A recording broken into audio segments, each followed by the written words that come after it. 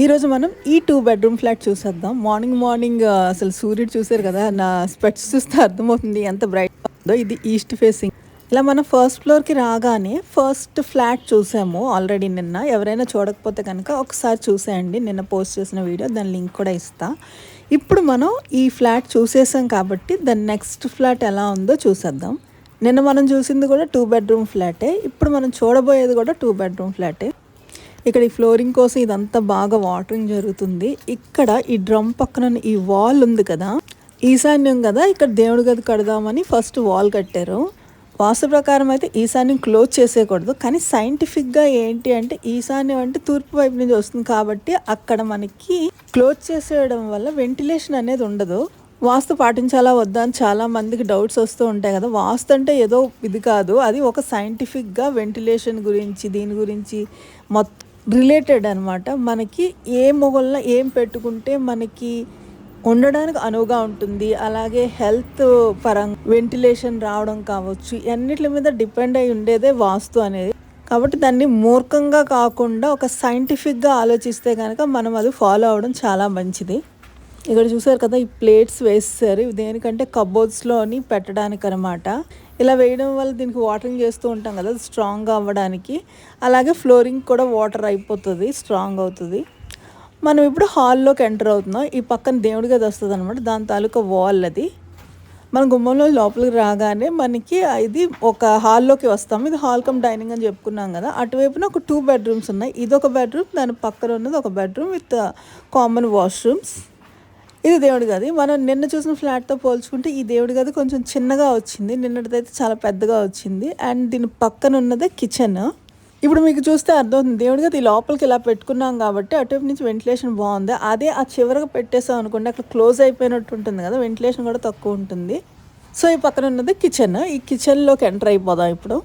Kitchen పక్కనే మళ్ళీ utility కూడా వచ్చింది. ఇది చూసారు కదా, అటువైపున 2 బెడ్రూమ్స్ అండ్ ద ఆపోజిట్ సైడ్లో మన కిచెన్ అండ్ దేవుడి గది ఉన్నది. ఇక్కడ డైనింగ్ అనమాట. డైనింగ్ కావాల్సిన కబోర్డ్ ప్లేట్స్ అవి కూడా వేసేసారు. ఇది దేవుడి గది అండ్ పక్కన కిచెన్. ఇక్కడ నుంచి చూస్తే క్లియర్గా పక్క పక్కన ఉన్న కనిపిస్తుంది కదా. అంటే ఏం లేదు, 2 డిఫరెంట్ మోడల్స్ చూసినప్పుడు మనకి అంటే కొందరికి ఒకలా నచ్చుతుంది, కొందరికి ఒకలా నచ్చుతుంది. ఏది మంచిది అని మనం ఖచ్చితంగా చెప్పలేము. ఎవరి అవసరాలకు తగినట్టుగా వాళ్ళకి నచ్చుతుంది. కాబట్టి ఇలా మనం 2 డిఫరెంట్ ప్యాటర్న్స్ చూసినప్పుడు మనకి ఏది కన్వీనియంట్గా ఉంటుంది, మనకి ఏం నచ్చుతుంది, మన డిఫరెన్షియేట్ చేసుకోగలుగుతాం ఎలా అయితే బాగుంటుంది ఏంటి అని. వెంటిలేషన్ కోసం అని ఇక్కడ క్లోజ్ అయిపోయింది కదా, అందుకని పైన గ్యాప్ వచ్చేసారు. పైన గ్యాప్ ఇవ్వడం వల్ల వెంటిలేషన్, మన ఏదైతే హాట్ ఎయిర్ మనం రిలీజ్ చేసిన కార్బన్ డైఆక్సైడ్ అదంతా ఉంటుందో పైనుంచి వెళ్ళిపోతుంది. కొన్ని రోజుల్లో అయితే పైన వెంటిలేటర్స్ పెట్టుకునేవారు, అంటే చిన్న చిన్న ఓపెన్ ప్లేసెస్ పెట్టుకునేవారు. దానివల్ల హాట్ ఎయిర్ అనేది మనకి పైకి వెళ్ళిపోతుంది, అలాగే ఫ్రెష్ ఎయిర్ అనేది మనకి కింద నుంచి వస్తుంది కదా, విండోస్లోంచి డోర్స్లోంచి.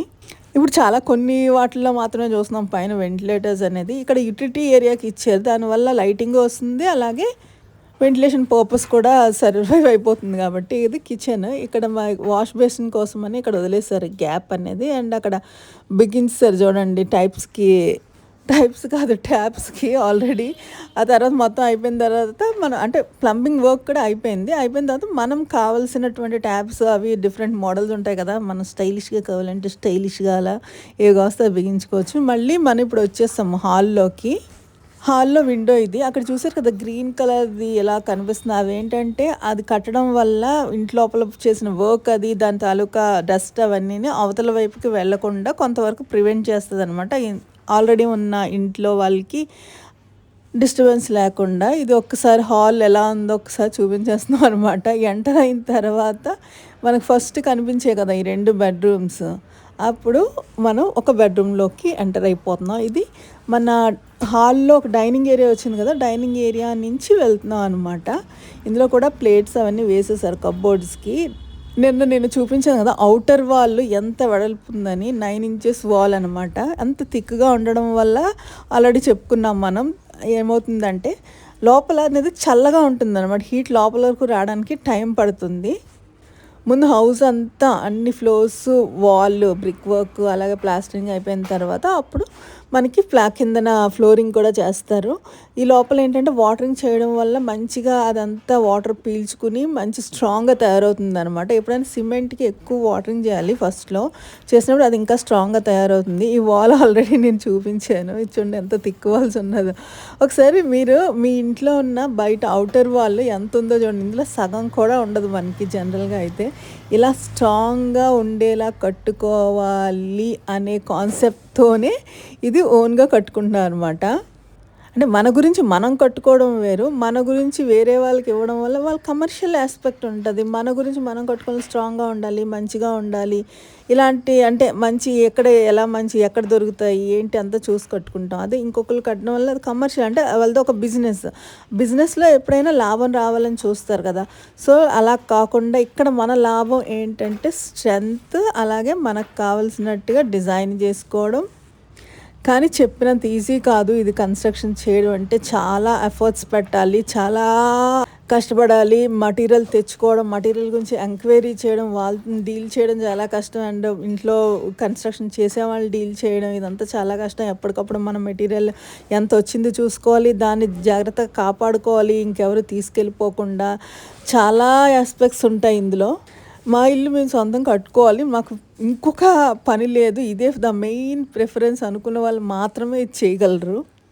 ఇలా ఎక్కడైతే ఇక్కడ విండోస్ అవన్నీ వచ్చే, విండోస్ అనే కదా మొత్తం బిల్డింగ్ అంతా ఈ గ్రీన్ కలర్ ఆ నెట్తో కట్టేశారనమాట. దానివల్ల ఇంకొకరికి మనం పని చేసుకున్నప్పుడు ఇంకొకరి మీద పడకుండా ఫస్ట్ అంటే కొంతవరకు కాపాడుతుంది, ఇంకొక వాళ్ళకి డిస్టర్బ్ చేయకుండా. అంటే మనం పని చేసుకోవడం మనకి ఎంత ఇంపార్టెంటే, దానివల్ల ఇంకొకరు ఇబ్బంది పడకుండా ఉండడం కూడా చాలా ఇంపార్టెంట్ కదా. ఇగో ఈ గదిలో కబోర్డ్స్కి ఇంకా మనం ప్లేట్స్ అనేవి పెట్టాలి. ఇలా వెళ్తే ఇక్కడ ప్రతిదానికి కూడా చూసారా మీరు, ఒకటి అబ్జర్వ్ చేస్తే కనుక వాష్రూమ్ పక్కన ఒక చిన్న స్పేస్ అనేది ఉంది. సో దట్ ఏంటంటే అక్కడ మనం డ్రెస్సింగ్ ఏరియాని కూడా పెట్టుకోవచ్చు డైరెక్ట్గా. అంటే ఆ వెట్ కాల్తో మనం డైరెక్ట్గా బెడ్రూమ్లోకి రాకుండా ఇక్కడ డ్రెస్ చేంజ్ చేసేసుకొని వచ్చేయచ్చు అనమాట. యాజ్ వెల్ యాజ్ వెంటిలేషన్ కూడా చాలా బాగుంటుంది. ఇది వాష్రూమ్ అండ్ ఆ పక్కదే డ్రెస్సింగ్ ఏరియా. అండ్ తర్వాత ఇలా లోపలికి వచ్చేస్తే మనం బెడ్రూమ్లోకి వచ్చేస్తాం. ఇందాక మనం మాస్టర్స్ బెడ్రూమ్ చూసాం కదా, ఇది చిల్డ్రన్స్ బెడ్రూమ్. మళ్ళీ ఇందులోంచి బయటకు వచ్చిన వెంటనే మనం హాల్లోకి వచ్చేస్తాం అనమాట. హాల్ కమ్ డైనింగ్ చూసాం కదా ఇందాక. మనం ఈ కబోర్డ్స్కి ఏంటంటే అవుటర్ ఫ్రేమ్ ఇచ్చేసి ఆ లోపల మనం ఫ్రేమ్స్ ఎలా కావాలో అలా డిజైన్ చేసుకోవచ్చు. చిన్న కబోర్డ్ కావాలంటే చిన్నది, పెద్ద కబోర్డ్ కావాలంటే పెద్దది, ఇలా పొడుగ్గా కావాలా లేకపోతే హాఫ్లో కావాలా, ఇలా ఎలా కాస్తే దాని ప్రకారం మనం ఇవన్నీ ప్లేట్స్ మనం రెడీ చేసుకుని దానిలో ఫిక్స్ చేస్తాం అనమాట.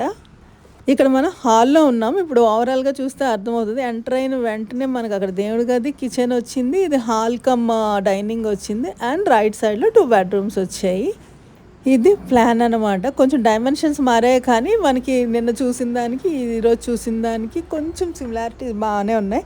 సో దాట్ మీకు ఒక ఐడియా ఉండుంటుంది. నాకు తెలిసినంత ప్రకారం నేను కొంచెం బాగానే ఎక్స్ప్లెయిన్ చేయడానికి ట్రై చేశాను. మరి ఎంతవరకు మీకు అర్థమైందో తెలియదు, కానీ ఇదండి ఇది ఎంటీ హౌస్ టూర్. ఇంకా దీని తర్వాత చేసే ప్రాసెస్ అన్ని 1 by 1 మనం చూసేద్దాం. మీకు నచ్చితే కనుక లైక్ చేయండి, సబ్స్క్రైబ్ చేసుకోకపోతే సబ్స్క్రైబ్ చేసుకోండి. ఏమైనా క్వశ్చన్స్ ఉంటే అడగడం వల్ల నాకు తెలిసిన విషయాలు మీకు కూడా షేర్ చేస్తాను. మీరు కూడా ఇలా కట్టుకోవాలనుకుంటే మీకు కూడా చాలా బాగా ఉపయోగపడుతుంది కదా, అందుకే వీడియో చేస్తూ ఉంటాను. మరి బాయ్ బాయ్, మళ్ళీ రేపు కలుద్దాం.